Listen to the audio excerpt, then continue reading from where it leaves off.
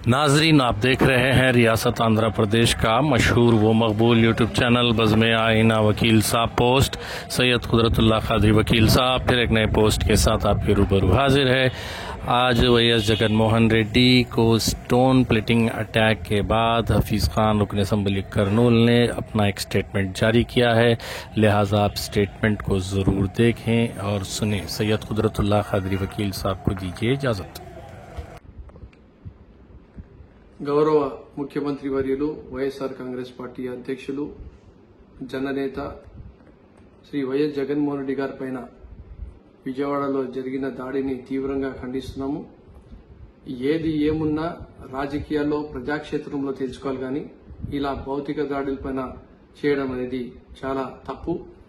ఈరోజు బస్సు యాత్రలో ఎక్కడికి పోయినా జగనన్నకు ప్రజలు బ్రహ్మరథం పడుతున్నారు. ఆ రోజు ఎలాగైతే పాదయాత్ర సాగిందో వేలాది లక్షలాది మంది కదిలారో, ఈ రోజు కూడా బస్సు యాత్రలో వేలాది మంది లక్షలాది మంది కదులుతున్నారు. కాబట్టి అది ఓర్వలేక చూడలేక రాజకీయంగా ఈయనకు ఏమీ చేయలేకపోతున్నామని చెప్పి ఒక దురుద్దేశంతో ఒక ప్రీ ప్లాన్డ్ వేలో తెలుగుదేశం పార్టీ నాయకులు కార్యకర్తలు దీని వెనుకలో ఉండే ఎవరైతే ఉన్నారో ఈ దాడిపైన ఎవరైతే చేశారో దానిపైన కూడా ఖచ్చితంగా విచారణ చేయాల్సిన అవసరం ఉంది పోలీసు వారు. అలాగే నేను చెప్పేది ఒకటే, రాజకీయాల్లో ఏమైనా తెలుసుకుంటే ప్రజాక్షేత్రంలో తెలుసుకోవాలి కానీ ఈ రకంగా దాడులు చేయడం అనేది చాలా బాధాకరం.